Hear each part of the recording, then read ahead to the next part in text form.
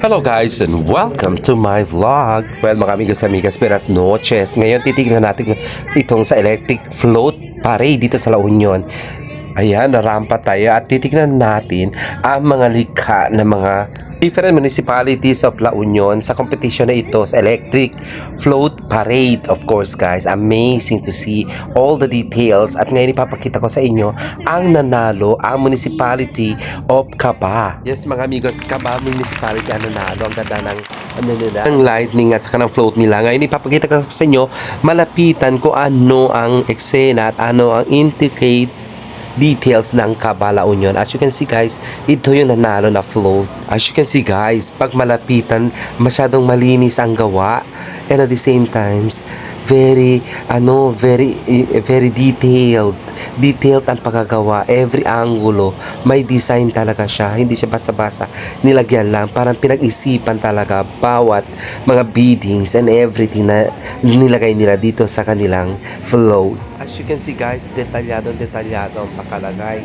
hindi lang nilagay, parang very tinignan talaga mga sizes and it, kaya ang linis-linis niyang tignan sa malapitan and at the same time it looks very beautiful. Parang a combination talaga siya of different mga effects of indigenous products.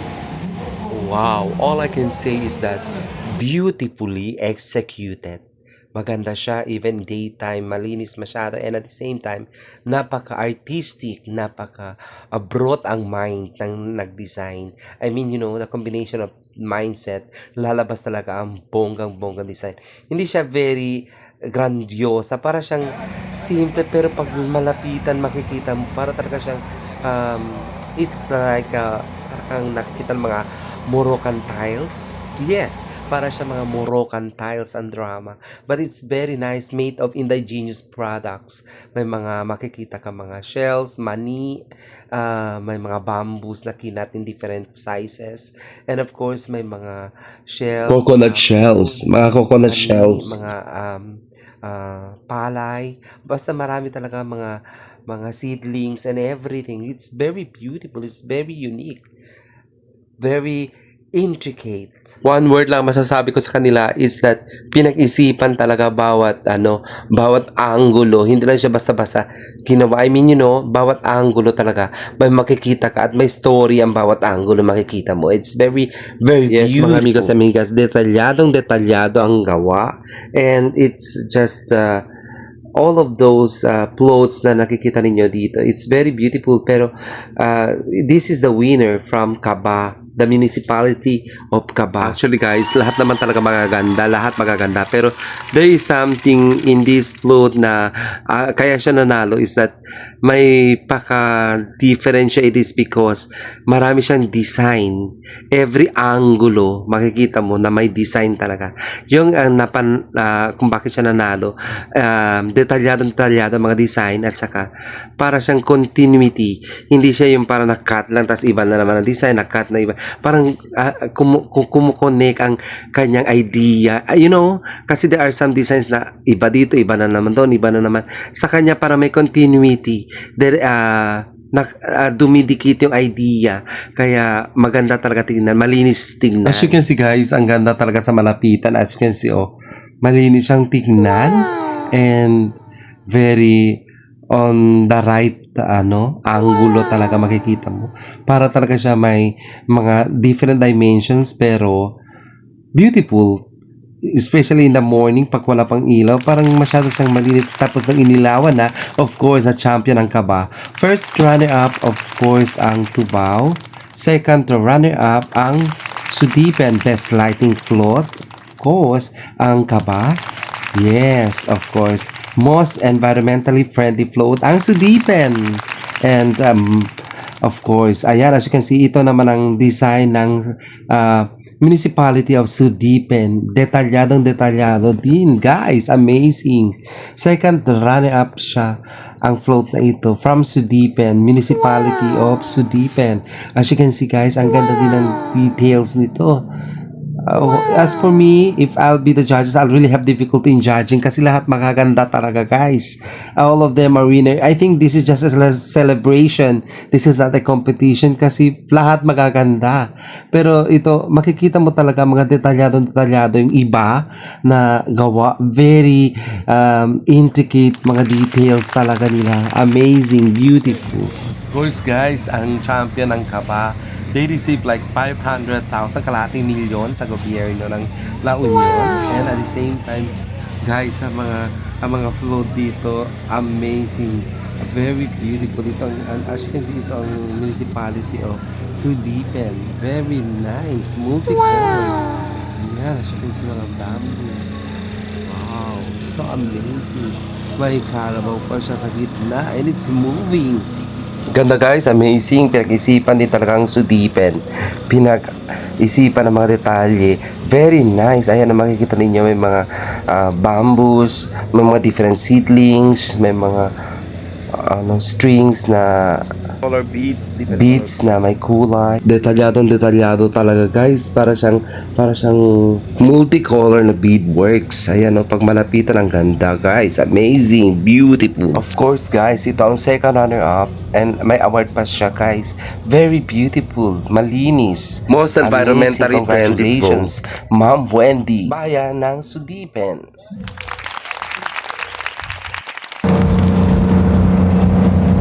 Anyway, guys, as you can see, guys, lahat talaga detalyado mga artworks, mga beadworks sa mga mindset ng mga gumawa. Very beautiful from the different municipalities here in La Union. Lahat talaga, guys, winners. According to the host, parang hindi siya competition, it's a celebration because for him, everyone is winner. Ang ganda-ganda kasi lahat, guys. Amazing. Malilito ka talaga kung sino mananalo kasi every float, ang ganda-ganda ng mga detalyado din ng mga gawa. As you can see, guys, ito bayan ng Rosario. I think very beautiful. Maganda din talaga ang gawa nila dito. You see, there are a lot of mga mannequins na nagda-dance, okay? And then very amazing to see. Oh, as you can see, guys, amazing, beautiful, grandiosa.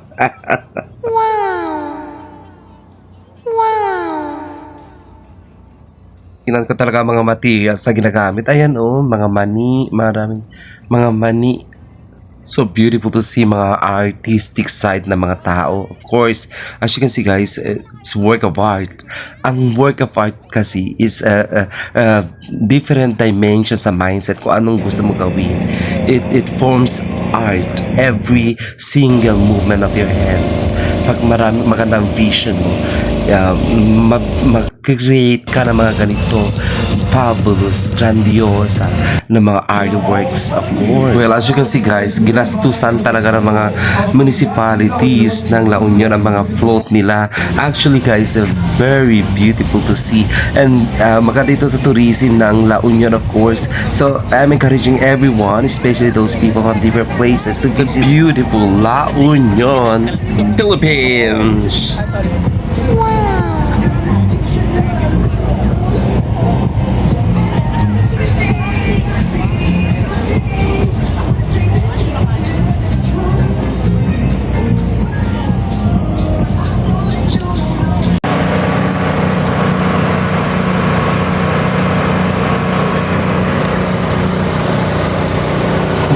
Ito guys, may mga waterfalls pa ang Tapuacan River. Of course, nag-emote talaga sila, nilagay nilang waterfall sa kanilang float. Amazing!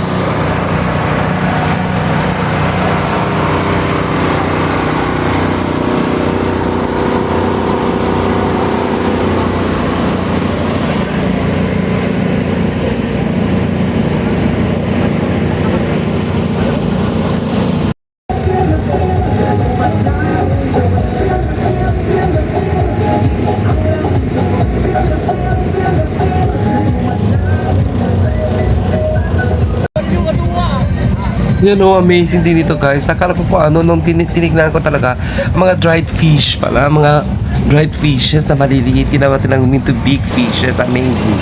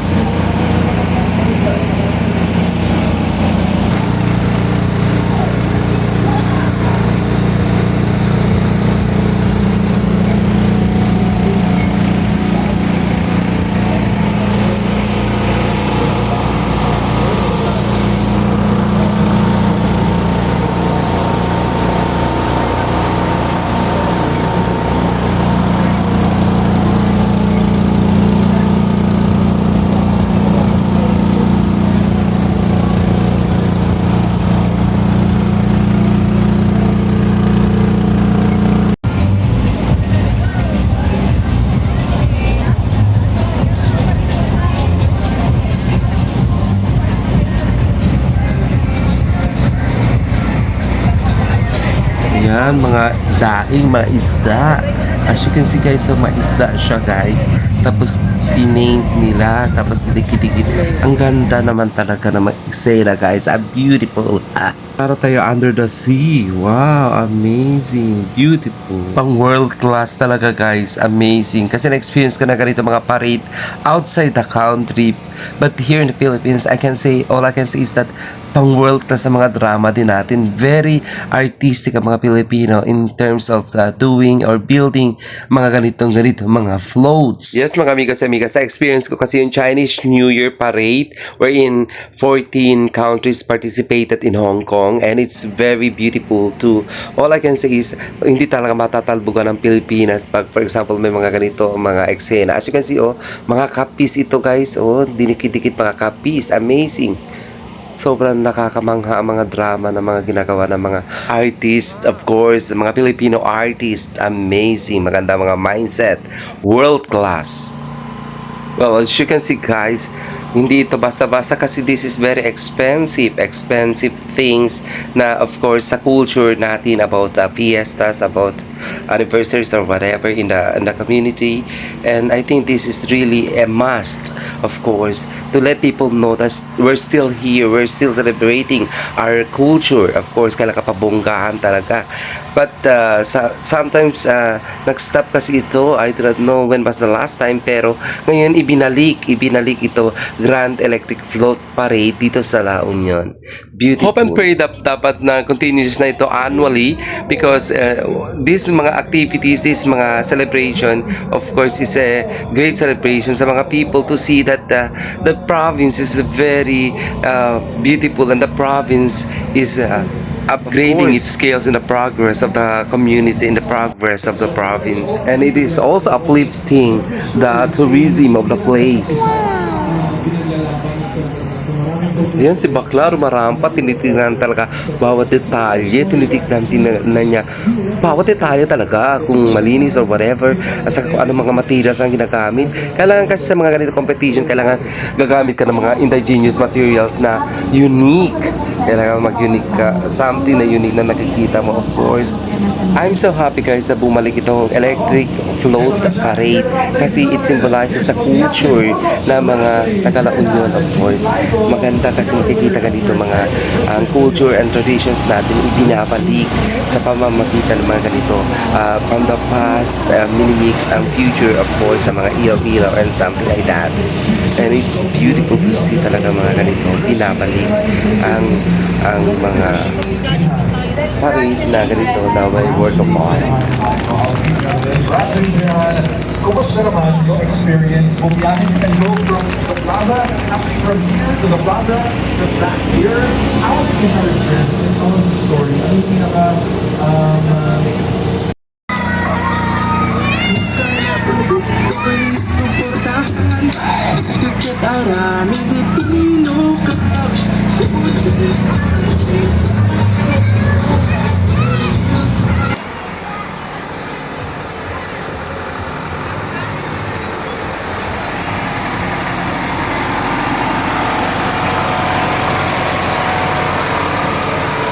Oh my God, I love it.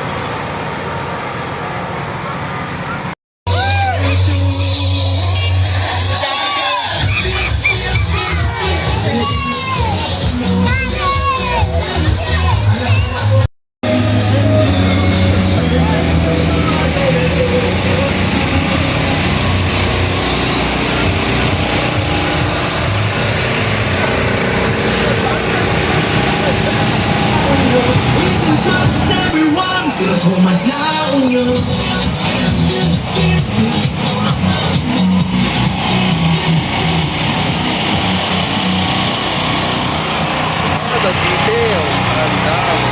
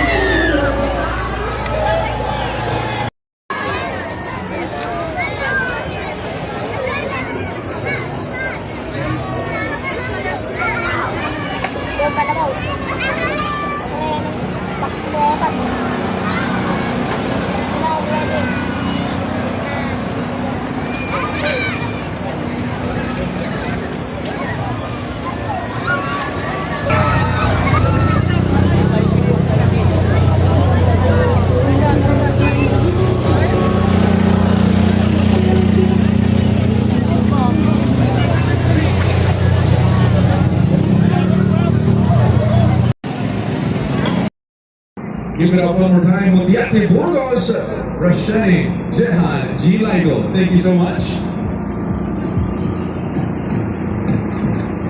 And now, ladies and gentlemen, here comes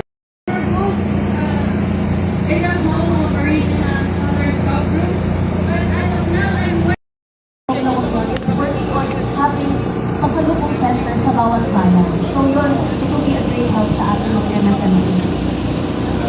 Ako, eto na siya. Give it up, ladies and gentlemen. Here's Yate Burgos, Rasheni, Jehan, G. Ligo, together with her escort, Eric Christian. Video.